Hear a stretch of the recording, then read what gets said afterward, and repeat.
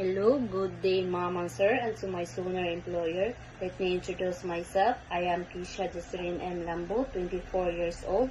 I have one daughter, Charmin Kate M. Lambo, and she is 6 years old.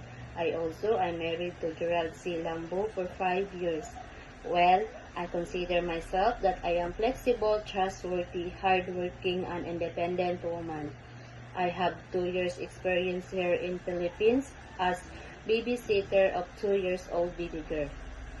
One of the things I do is to feed her nutritious food, giving her milk, and I assist her to taking a bath, and I play with her. Mom, sir, if you will give me a chance to be as your nanny, I will do my best to do my duties and responsibility, and also I give my 100% of my abilities.